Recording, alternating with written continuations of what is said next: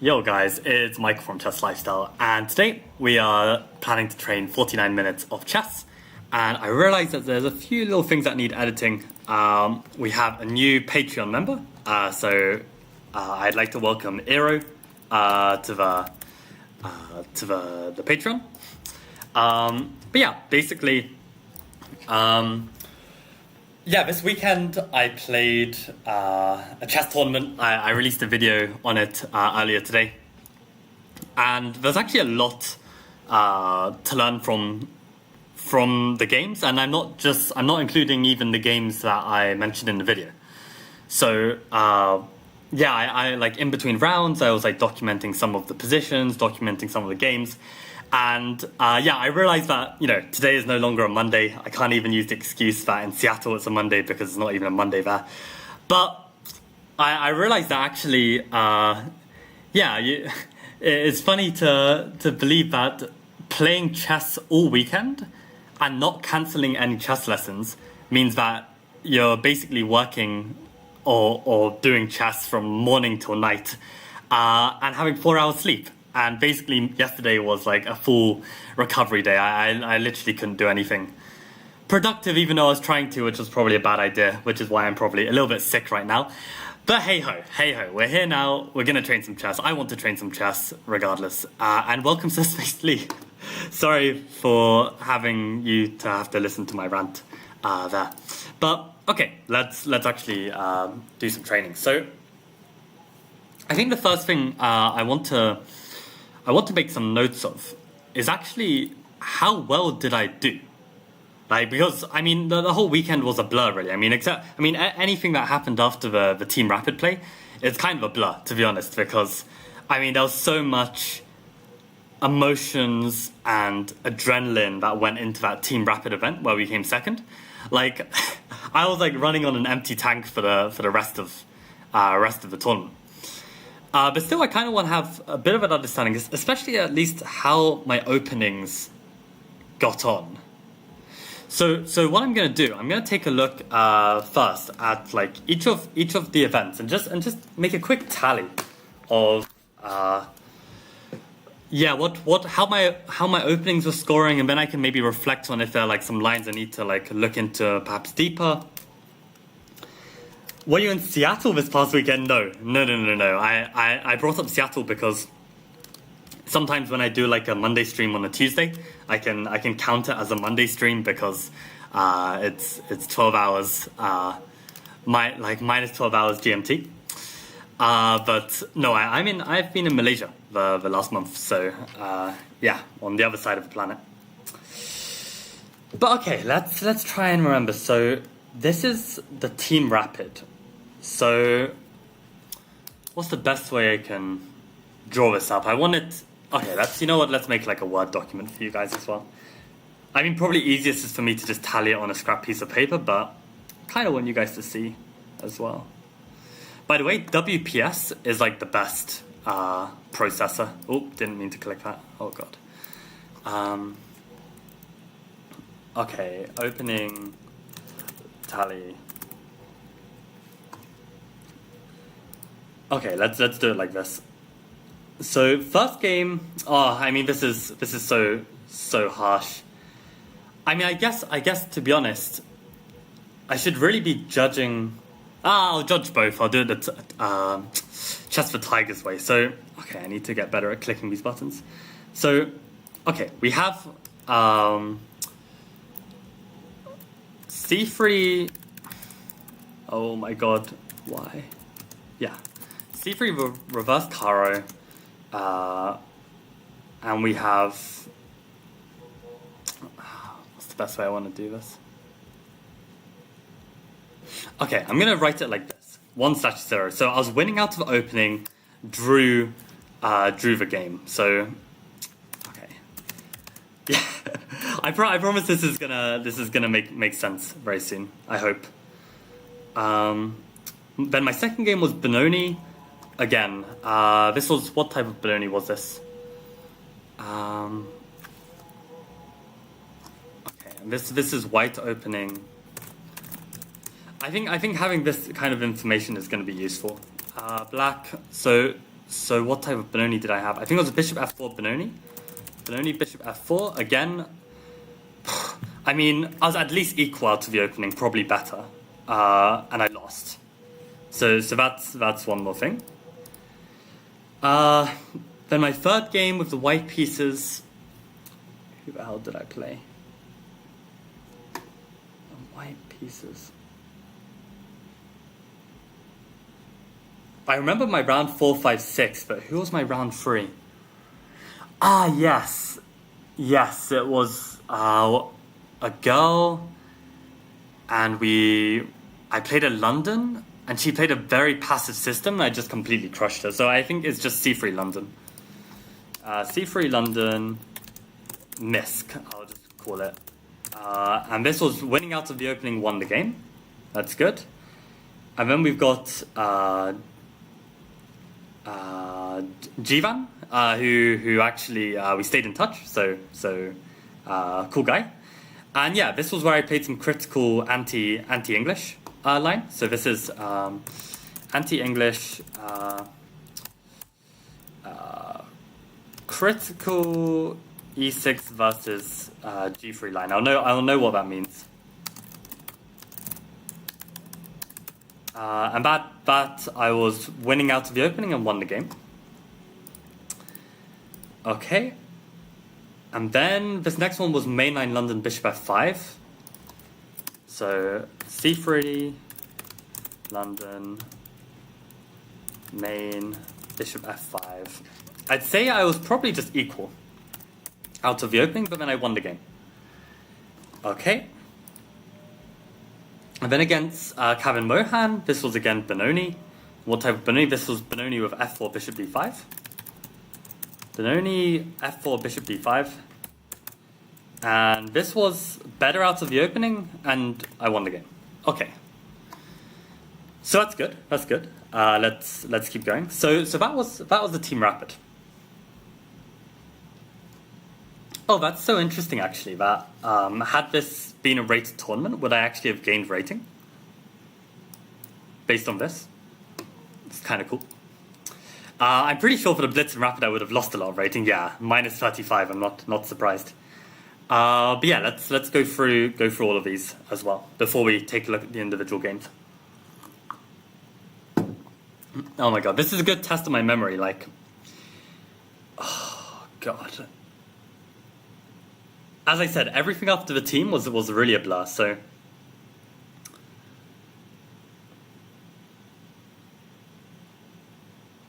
This is too difficult, actually. Because if I saw the faces, I would be able to know which opening I played, but...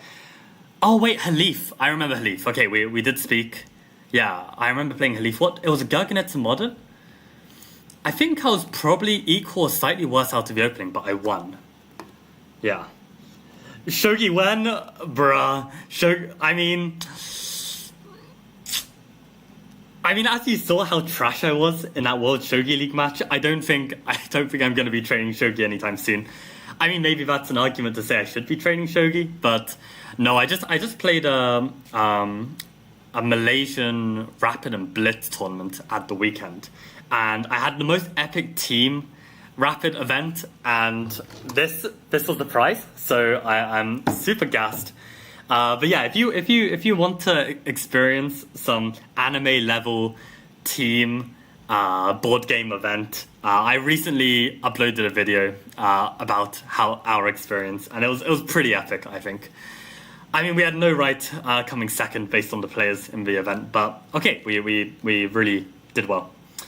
But okay, let me keep updating this list. So we had a Gurgenetzer, so finally a Gurgenetzer.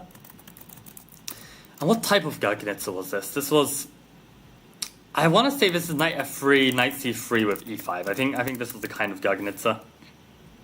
And I'd say equal at the opening, and I won.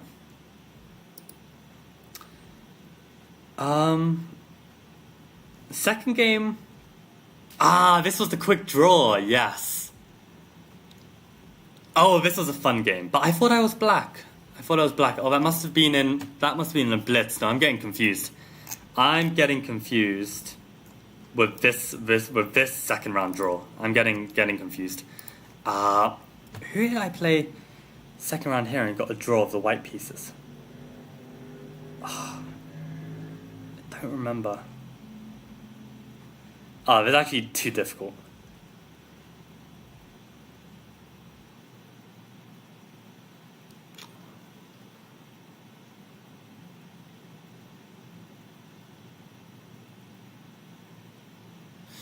Because I definitely took some early draws at some point, but I can't remember when.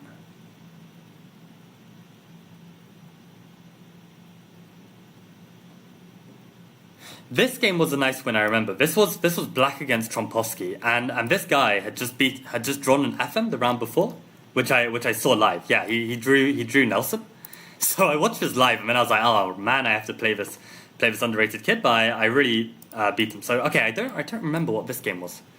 It must have been C3, but what C3 game?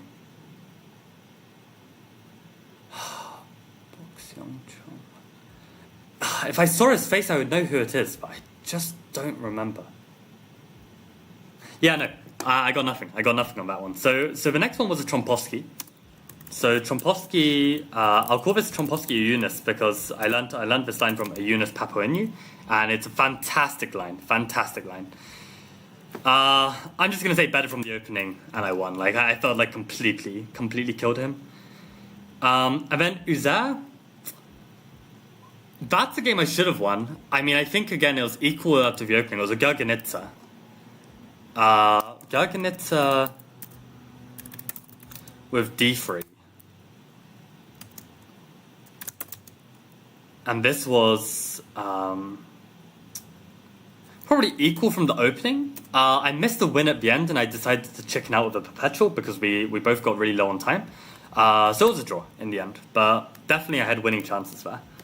And I actually didn't realize that this was the really strong player, this Uzer Shah. Like I didn't realize like how strong he was. But yeah, no, we just had a fairly even game, I would say, where actually I had the better of him at the end, but I missed the bold attacking knight move that risks everything but wins, basically.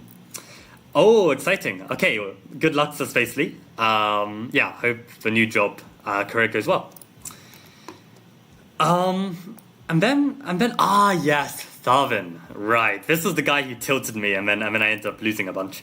Yeah, I remember him. So this was definitely C3 Venom. And this was a game I never should lose. Absolutely never should lose. Was I better from the opening or just equal? That's the question. And what line of C3 Venom was it?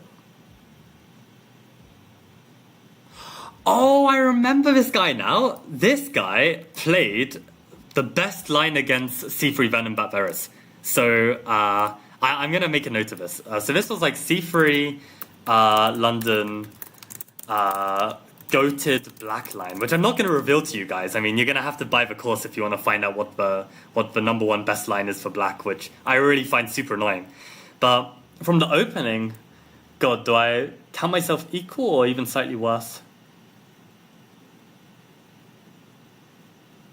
No, I wasn't worse. I definitely had some play, but it definitely felt uncomfortable. I'll give equal and draw. I don't think I was ever worse, but it's just uncomfortable equal. So did I gain rating? No, because none of the tournaments were rated, and I'm kind of glad because I think overall I would have lost rating. I mean, a lot of underrated players. Like it's kind of. Doesn't matter how I do. Like if I lose some games to these guys, then it's real tough. Now, Kintech 1. Which one? One of these. One of these. Yeah, this was. Oh, I'm so pissed off about this game. This game, I only have myself to blame.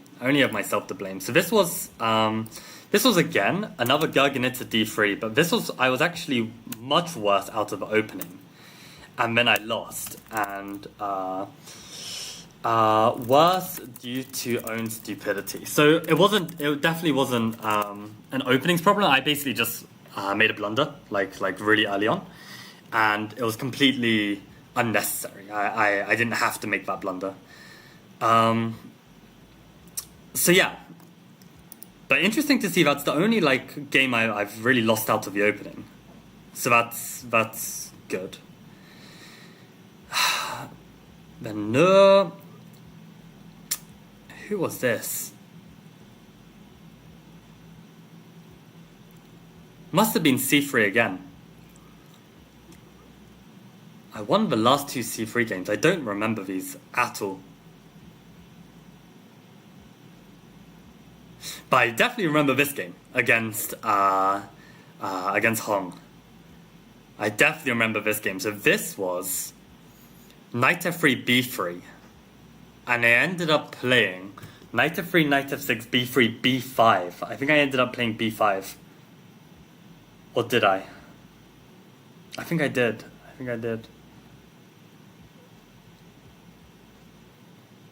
So yeah, I managed to lose this one. It's kind of like a reverse Reti in a way. Reverse Reti. Knight f3, knight f6, b3, b5. And definitely I had equalized out of the opening for sure, but I managed to lose. I managed to lose this game. And we've got I realized my camera's been blocking the screen the whole time. Maybe I can move myself over real quick. Yeah, so you can see my results. I realize this is like incredibly boring for you guys, but I mean, you know, trying to improve at chess isn't always fun, so who the hell was No and who the hell was Nanda? Again, if I saw their faces I'd know exactly who, but who were these players? I played so much chess at the weekend. Who did?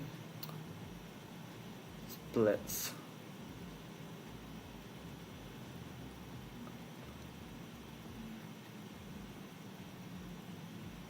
I actually don't remember.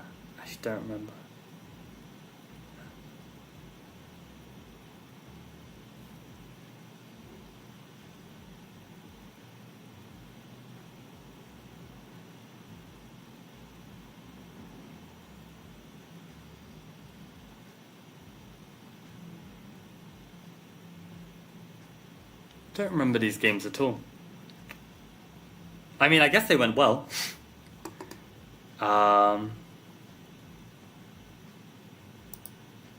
Maybe I'll just make a note of like C3, can't remember. We got 1 and a 1. Okay, so we won 2 extra games here. Okay, and let's now take a look at the rapid.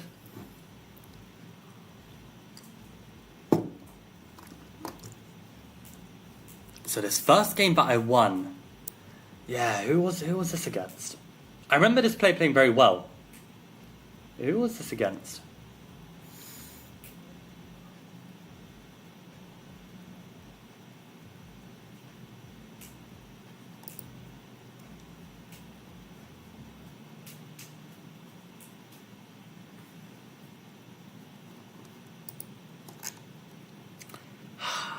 God, my memory is so cooked.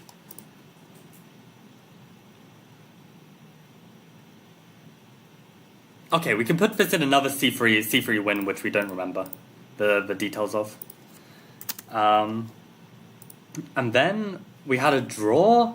Yeah, this. Oh no, what was this one? You see, my memory's so bad. I literally record what this game was like earlier in the stream. Can anyone remind me what was this game?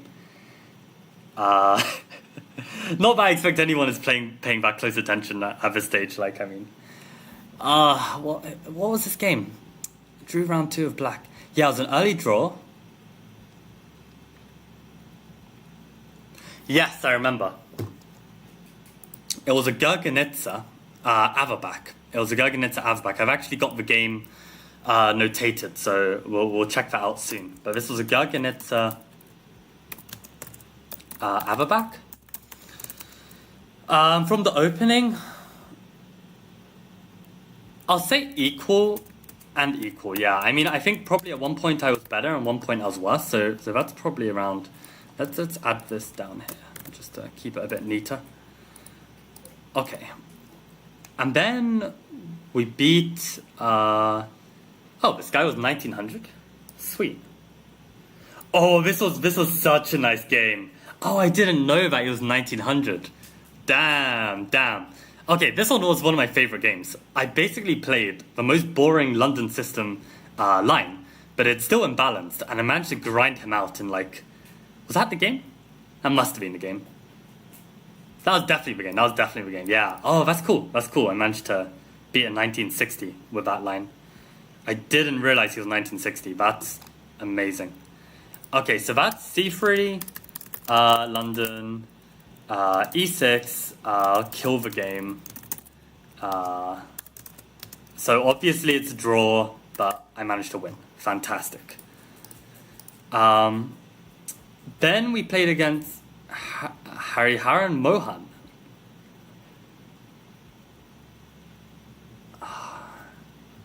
What's this? Yeah, this guy.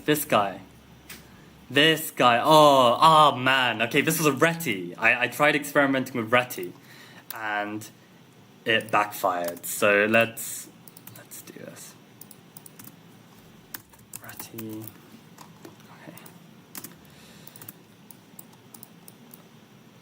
Make it look a little bit more presentable so I can read this later.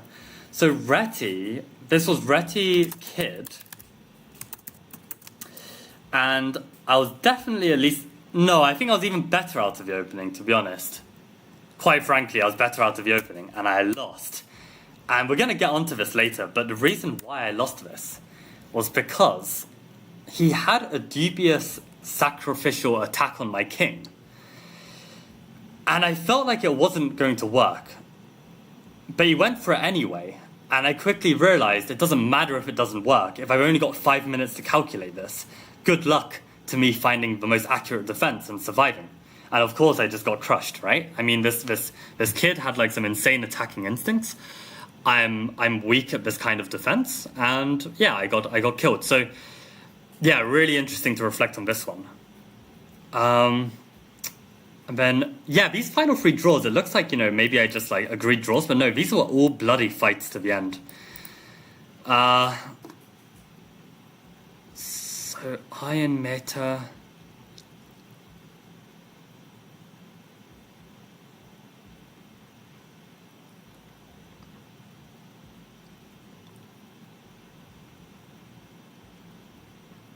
This guy was really good. I think, I think this was... I remember the game, but I don't remember the opening.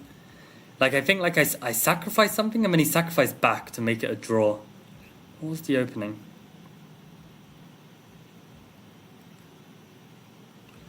I was trying to push for the win with bishops of opposite colours, but with queen and rook on the board. And then I stupidly traded the rooks, and then he managed to trade my queens off, and then it was just a draw. But what opening was that?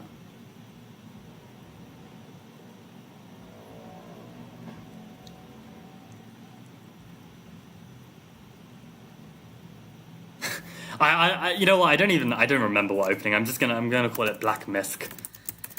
Yeah, my brain, in the state that I'm in right now, it's not happening. I can't recall it. Okay, and then we have Hong again. And this was I was really glad to get to play this guy again, because I lost in the Blitz, right? So I really wanted to play him again. And this was a draw, and this was again that really grindy dead position where it's equal from the opening. And this time I failed to grind him out, but I've captured the position, and we're going to take a look at how I could have done better. And I'm really keen to explore that position actually. And then finally, this final round, oh my god, we were the last players playing in the hall for a good 10 minutes, and I was trying to grind out king, knight, and bishop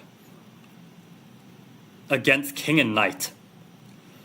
And my plan was to try and corral the knight and trap the knight.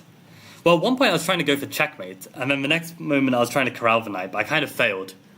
And it was ending in a draw, but the opening was Gurganitsa. Did I get... I mean, I kind of got an advantage out of the late middle game, but it was kind of due to the opening. In a way. You know what? I'm gonna give myself props for that. I'm gonna say better out of the opening, and then draw. So Garganita. What was this? I think, you know what? I think this was another knight f3, knight c3, e5. I want to say. I think I was better out of the opening, and then could only draw in the end. Like I was really trying to push, and he was very resourceful to hold that game. So what can we say? What can we say? Let's take a look at this. So, okay, let's have a look. So c3 overall. What can we learn from all of these games? So I managed to out of the opening c3 overall. Wait, okay, so 1, 2. Yeah, it's annoying that I can't remember these games, so it doesn't really help. But yeah, okay, let's just make some general points. So never worse out of the opening. I mean, how many like how many of you can say that with your white repertoire? That out of how many games? 1, 2, 3, 4, 5, 6, 7, 8, 9. 9 games out of 9, you are never worse out of the opening with your white repertoire. I mean, for me, that would definitely not be the case. Like when I was playing 1 e4, you know, if I play someone who's like heavily prepped in Sicilian or something like this, I could easily be worse out of the opening. So never worse out of the opening in 9 out of 9 games. That's a really cool stat. What was my overall score? I didn't lose a single game with c3. What can I say? What can I say? Holy crap. I actually played fairly well then. Not a single loss with 1 c3. Scoring, well, what did I get? So I got 1.5, 2.5, 3, 4.5, 5, 6, 7, 8. That can't be right. 3, 4, 5, 6, 7, 8, 9. I can't do math. I mean, it should be 7.5 out of 9, right? No way did I get 7.5 out of 9. No, Itachi. Yo, it's not Alapin, it's not Ponziani. Let me show you. Welcome to the stream. I seem to recognize your username from somewhere, but no, I made a Chessable course on 1 c3. It's an independent repertoire. I think it's really, really strong. And yeah, it's basically based around some quirky London system lines that I did a lot of research into, as well as some old London system lines, like, you know, don't need to reinvent the wheel. But also this reverse Caro-Kann, so c3 against e5 being super effective with the extra tempo. Because if you imagine c3, e5, d4, this is basically a Caro-Kann, but you've got an extra tempo because they haven't played d5 yet.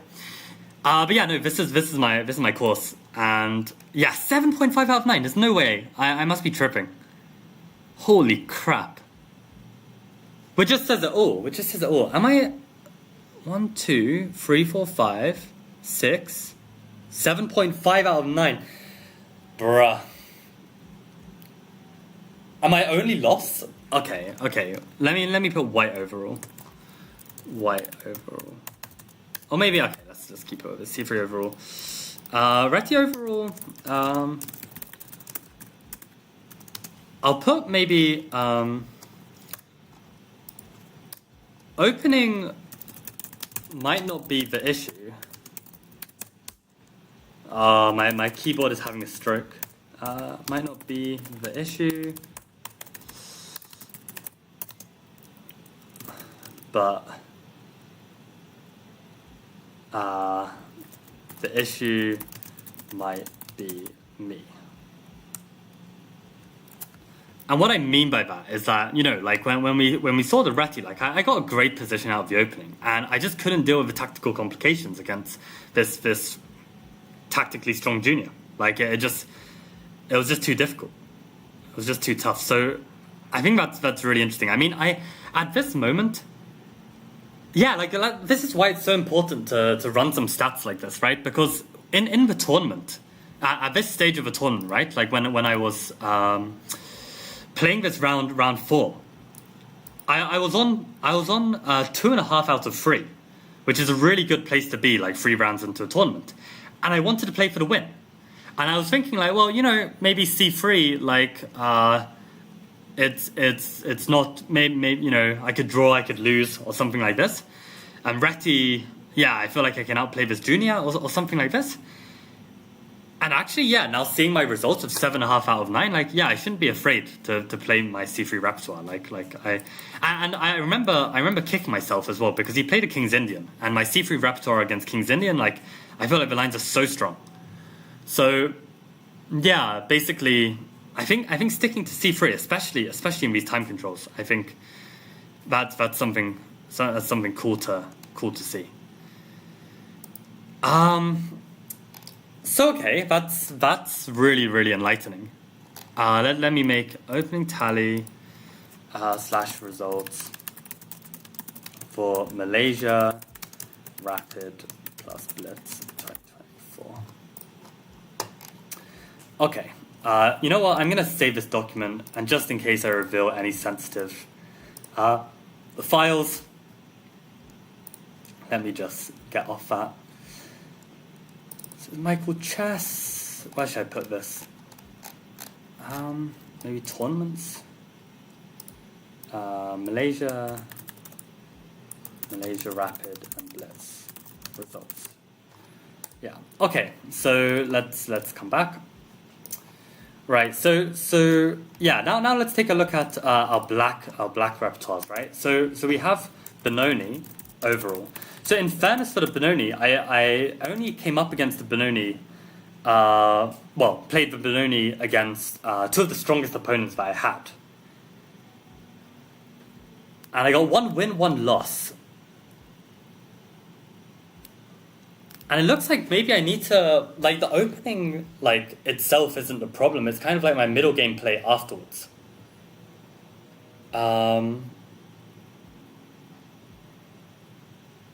More training needed in resulting middle games.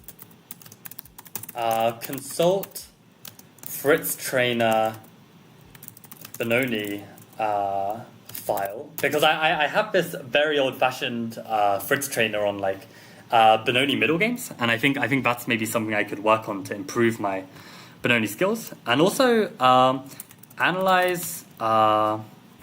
Was it Nelson? FM Nelson game once released on Ivan's channel. So it got filmed, so I reckon it will appear there. So I think that could be good. Regarding the opening itself, looks good. I mean getting like a better position against a talented, promising titled junior, and getting at least an equal position against an FM. Can't complain for black repertoire against 1d4, right? Like 1d4 repertoire is like super annoying. So yeah, definitely not changing anything there.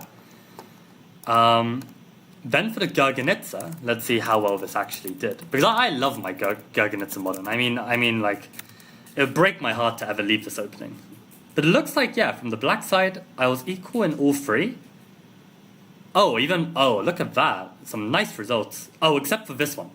This one was an anomaly, right? So, in all games, except Blunder 1, the one with Blunder, had at least equality from the opening, which I think is a really impressive feat against 1e4, because, 1e4 is like really ambitious, right? And with decent results, I think I'm happy with these results. Like, to be honest, I mean, maybe like I want to win some more of these positions though. Like, there are too many draws here. With Blunder had at least equality with decent results. Like Benoni. Okay, let's make a new bullet point. Like Benoni, perhaps practice Gergenitsa middle games to improve conversion rate. And I mean, in fairness, like, not all of these I could convert, but like for this one, for instance, if I was better out of the opening and then ended up drawing it, then this is like something that can be improved, right? Okay, and then we have like our misc, like our sideline. Well, what do we even call this? Like Reti English misc overall. Welcome Anizan to the stream. We're basically just reviewing our results over the weekend, just to get an idea of like if we can draw any useful conclusions, so that we know for future events. And also afterwards, I know probably half of you are like waiting eagerly to check out all of these games that I've got, like that I want to review. But yeah, we're all in good time, So here, yeah, the Trompovsky line, fantastic. Trompovsky line, fantastic.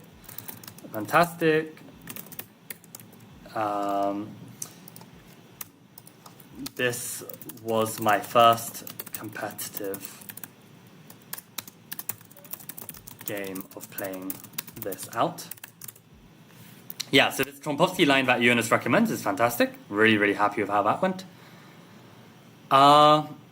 Yeah, now this reverse Reti again. So interesting. I mean, like, I lost 2 of the games I lost. I didn't lose many games. I lost 1 Benoni game against an FM. I lost 1 Gurgenitz game because I blundered. And the only other 2 games I lost, unfortunately, were Reti structures. That's really sad. Lost another Reti. We'll need to investigate this. And we can see again, it's not really due to the opening's fault. I mean, I wasn't worse out of the opening. And this is with black even, right? So completely equalized. But it looks like, I wonder, because Reti didn't always, definitely didn't give me like 0 out of 2 kind of results in the past, right? Like, it wasn't as good as my C3 Venom, but it was still at least scoring 50%. So I have a feeling that maybe for something as dynamic as the Reti, the fact that I haven't been playing it as frequently just means that I'm slightly rustier, and then that gives me more chance to lose. I mean, okay, also a sample size of 2 is not that conclusive, but okay, I mean, when you look at it this way, like with Reti, I lost both games, and with C3 Venom, I scored 7.5 out of 9. I mean, that is a bit of a difference, like, can't all be down to coincidence that that's the case. So I need to reflect on this, because yeah, the only issue is that sometimes these lines, it's hard to find an actual good system for black, like against 1 knight f3 and 2 b3. Very difficult to find like a good line, because even if you play, let's say, C3 Venom reversed, right, you play C6 d5 and play some Slav structure, you need to be very careful that your opponent doesn't hit you with something critical. I mean, I had a classical game recently where I played like this reverse C3 Venom against Reti with knight f3 c4, and the guy didn't play with b3, but he played with queen b3, and I got into a lot of trouble in this line. So I think reverse Reti is not bad, but yeah, definitely going to need to think about like my results here and how that went.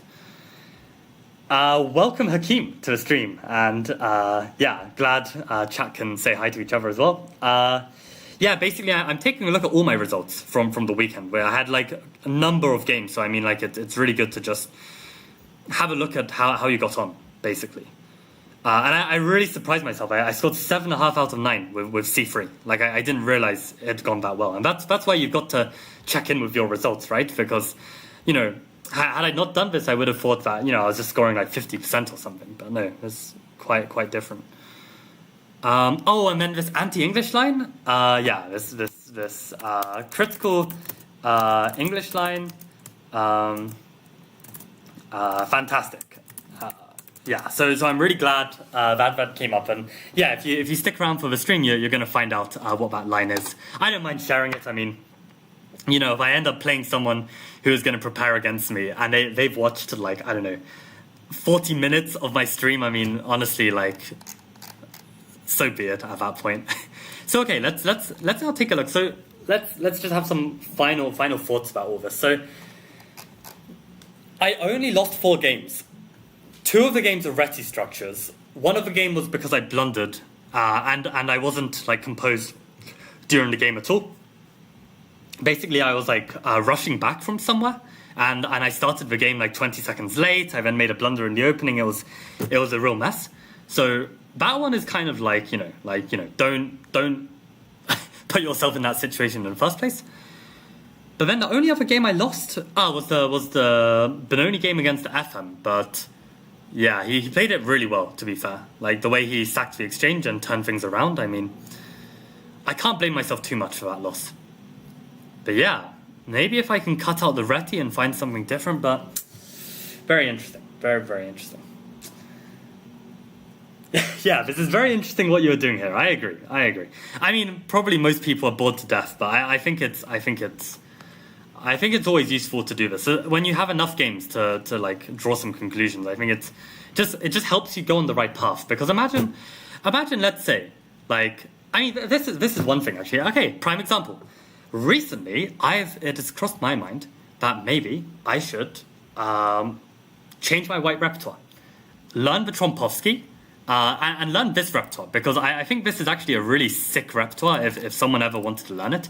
But basically play d4, and if someone plays knight f6, play Trompovsky, and if they play d5, then learn main line c4, because d4, d5 are very, very distinctly different to knight f6 lines, right?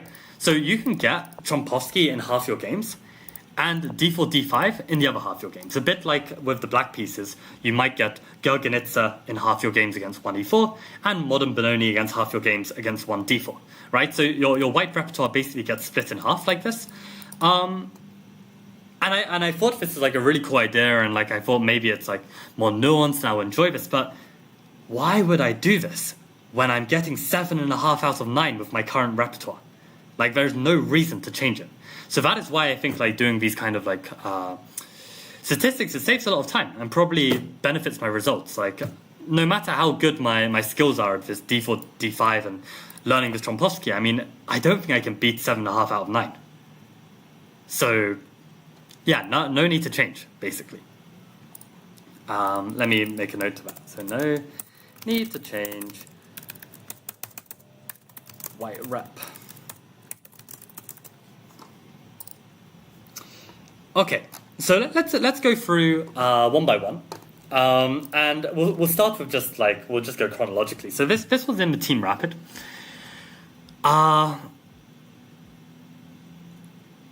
Wait, this was the yeah, exactly. This was the English critical. This was the critical English line. So for anyone who has got this far into the stream, you're gonna basically hear some absolute gold from me about a repertoire against 1c4 or 1 knight f3. And trust me, guys, I have probably spent over 100 hours like messing around with a comprehensive black repertoire against these openings, because they're very, very annoying. And, you know, like, if I could just play d5 and play this critical d4 and learn this one critical line, so be it. But the problem is, well, what if they play the move b3? What if they play the move g3? What if they play the bloody move d4 and I can't play my Benoni anymore? You know, there's like so many transpositions, which are super annoying. And yeah, I don't like that, right? So this is the conclusion I came to. So you're in for a treat if you've made it this far in the stream. Also, Anizan, that's awesome that you're coming to visit KL. The only thing I'm going to say is that I'm actually going to be gone by Monday. So we might end up missing each other. But definitely, I mean, you should come anyway, just to vibe and check out like the chess at Amcot Mall and, you know, just hang out. I think it would be cool. Okay, so let's keep going. So, yeah, so basically, my idea is that I want to play knight f6 against both, because if they play d4, some d4 players like to start with knight f3 just to be tricky. I'm back in Benoni, right? So I don't need to learn anything extra, right? If he plays d4, I can play his t5, and I'm back in Benoni. Now, if they don't play d4, which of course is in the majority of cases, they can play g3 and c4. The interesting thing is that my problem with playing c6 and trying to play some reverse c3 Venom, right? Which I wouldn't mind in the slightest, because I mean, with an opening system like the London system, tempo doesn't matter too much. It only matters if the opponent can play something critical, and the problem is, like, whenever you try and play c6 in such a position, they can play d4, and now you have to play a Slav, and I don't know the Slav. But that's the problem, right? So what I do is, if my opponent plays g3, well, now I can play either c6 or d5, because if they play with d4, this is no longer a mainline d4. I don't need to study mainline Slav, because this is very much a sideline in the Slav, right? No one fianchettos against the Slav. It's not critical. And I mean, this is actually more like a mainline London system reverse, which I know very well. So the point is, whenever they play g3, so even in this position, if they play g3 here, I play c6. I can already commit to this c6 move. Now, if I play knight f6, and let's say they play knight f3, right? They stay flexible. They don't commit with g3. I can't play c6 yet because of d4, and we get Slav. But what I'm able to do now is play the move c5, and if they play the move g3, yeah, I can't play c6, d5 blocking their bishop, but what I can do is play b6. And we get this kind of reverse Reti / hedgehog kind of setup, where basically, they will open the center eventually, we'll get this big trade, and this is great. I mean, I love these hedgehog setups for black. Especially in positions like this, where I get to trade off this bishop, like it's really nice. And in the past I had some issues, right? Because like if I try and just create a pure hedgehog repertoire against the English Reti, the problem is they can play g3 here, and you see that I can't play the move c5, because then they play bishop g2 and I can't play b6, right? And I can't start with b6, because then they can play d4, and I'm playing Queen's Indian defense. So that is why it's very important to have this other option of playing c6, d5 and playing reverse c3 Venom, because then it works. But yeah, at this moment, you now have this line of c5, and you can play b6. Now, of course, with this English move order, after knight f6, they can play knight c3. And here, I cannot play c6. Why? Well, you guys know already. They can play d4, and then we're a mainline Slav, which I don't want to study. Just for every 100 games I get like an English Reti. I don't want to study this. So in this position, I want to play c5. Again, if they play d4, this is just a bad line against the Benoni. And if they play g3, yeah, I can't play b6 here, and this is going to be a really interesting moment to share with you. First of all, if they play knight f3, this is actually a very important moment as well. I can play e6 here, and this position, I've done some study into. It's a little bit like a Sicilian of sorts, but I think it's practically a decent attempt, because I mean, white's not gonna know these structures too well, because I mean, normally this comes about from the four knights English. Like this is kind of like the starting point, and then you've got all this different, like all kinds of moves are theoretically good here, but this is kind of like a sideline that's a bit trickier. But yeah, the point is that this g3 move, like at first, I had some real fears of like how to face this. Because I can't play b6 in time, because they've got bishop g2, and I can't play c6 d5 because I've already played c5. So what do I do?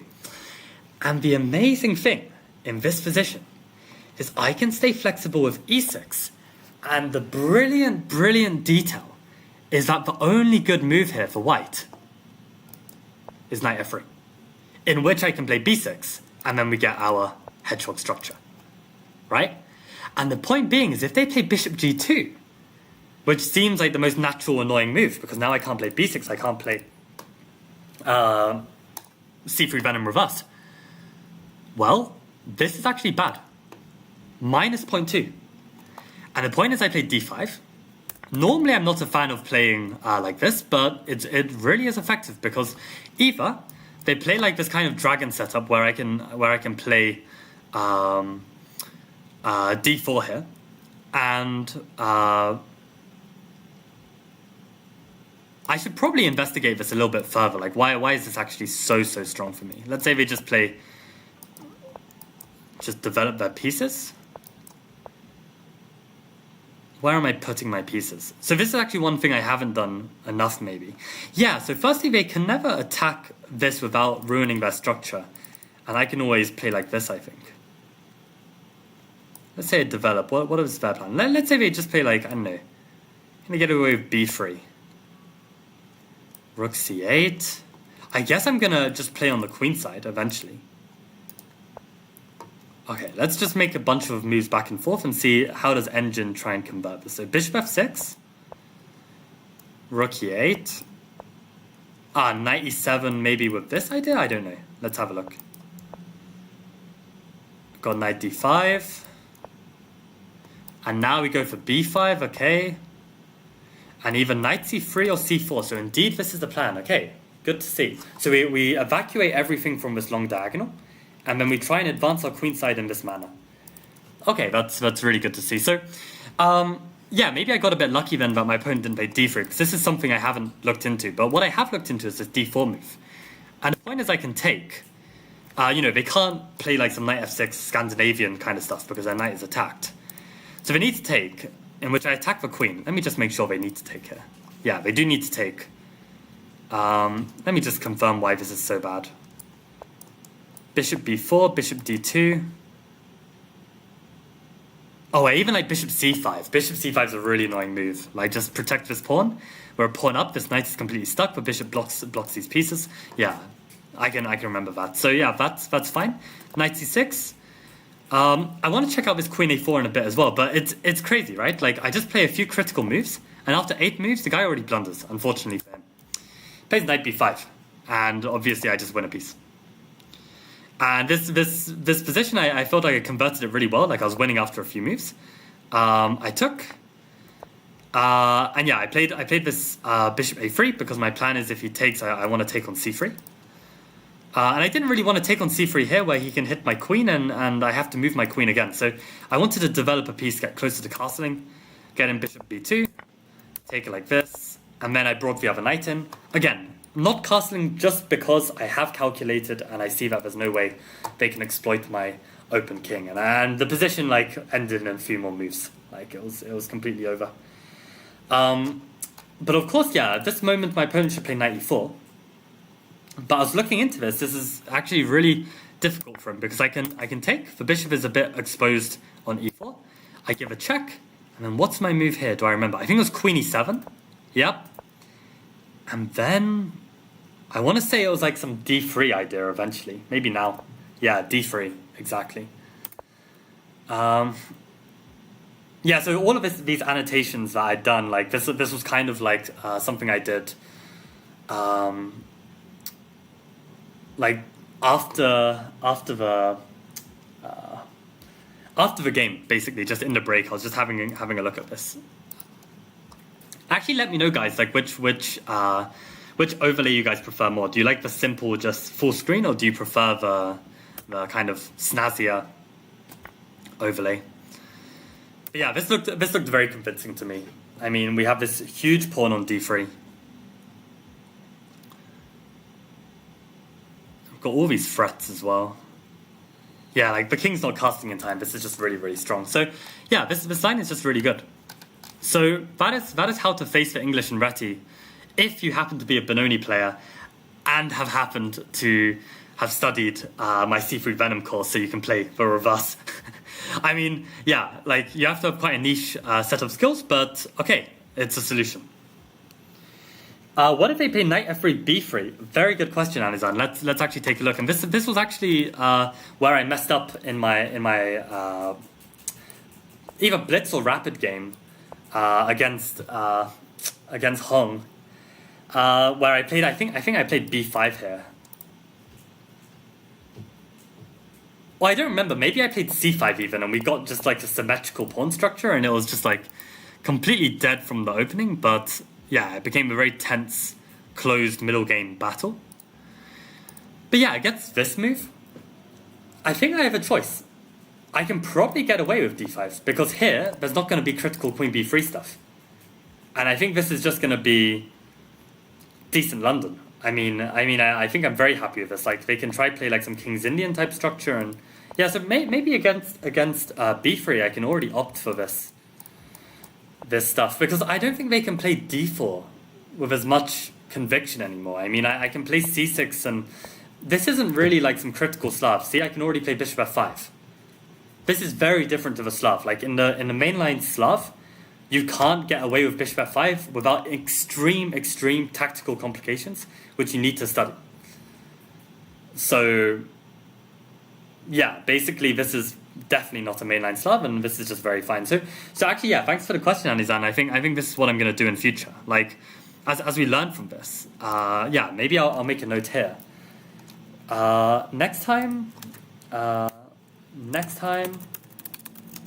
play reverse c3 Venom against one knight f3 to b3. Yeah, because I think that's definitely like the easier way to go.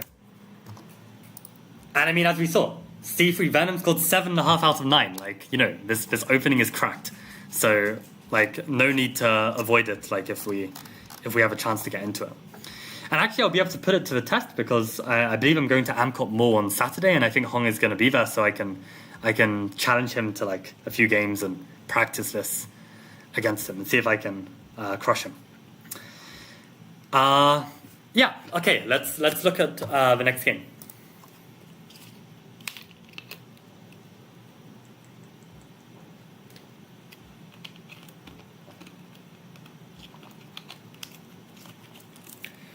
Okay, so let's have a look. So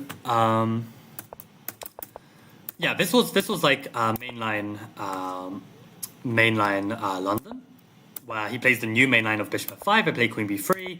He plays queen c8, and here I have my very rare novel idea of c4 in this position. And actually, no, I did mention this game on the video today, so maybe some of you have seen this already. So actually, I'll skip forward a little bit and just see if there were any moments I wanted to double check on, like what I should play here. I mean, I don't think so. I think it all kind of made sense, to be honest. I want to say there was like one moment where I wanted to review something, but on the whole, I think it was fine. I mean, knight c4 is the real fun. I know what I wanted to review. I wanted to review what happens if they play castles here, which I think is my main move in my theory. And knight c4 was my move. And I just wanted to make sure that I've got this. So I seem to remember that, yeah, queen d4, queen b7. And this was like a slight advantage for me.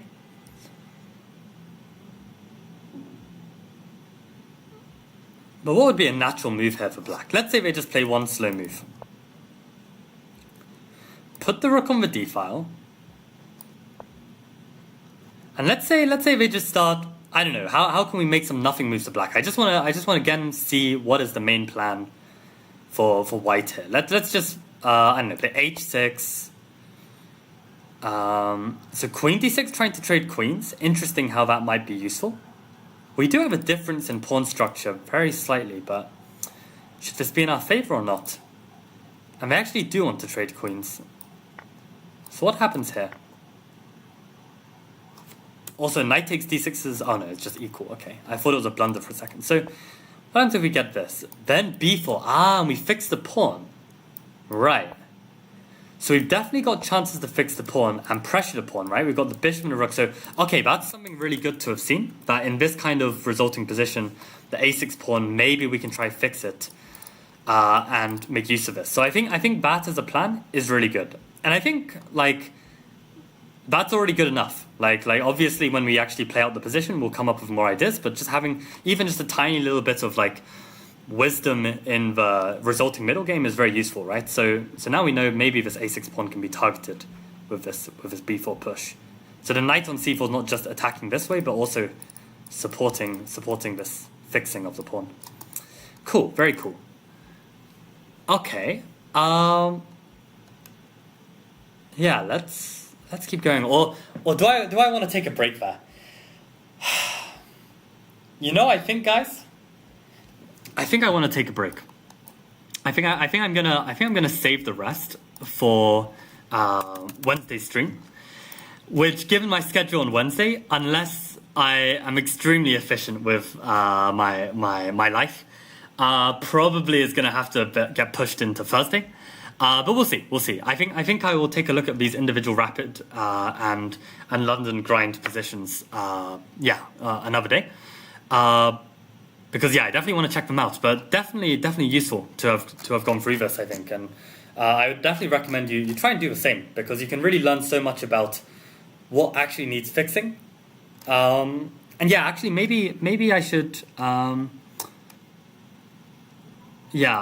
need to do this. I need to do this. Scoring 7.5 out of 9 is the big news. This point from Anizan was very good, which I need to make a note of. So this was also very important to keep in mind. And I'll put stupidity, lack of composure. Composure, turning up late, etc. Yeah. Yeah, and my opponent was very, very kind as well. Like he was like really apologetic about the fact that I felt kind of rushed, because I was 20 seconds late to the Blitz game, and as a result I kind of blundered. But yeah, this is awesome. So yeah, thank you guys for tuning in, and thank you for being accepting of the fact that I sometimes cannot stick to as rigorous and strict of a schedule that I would hope. So thank you, for being flexible with that as well. And thanks for joining for this analysis. So we will continue this, I think, tomorrow or the day after, this understanding of our games. And actually Friday I will be playing Mr. Dodgy in a classical match, so that's just going to be a load of fun. I have no idea what to expect from that. Jovanka played the Garganita during the Olympiad. Anizan, if you can link me that on Discord. I can't promise I would be able to check it out today or tomorrow, but I will check it out at some point. I'd really appreciate that. That sounds really cool. Okay, see you guys around. Adios.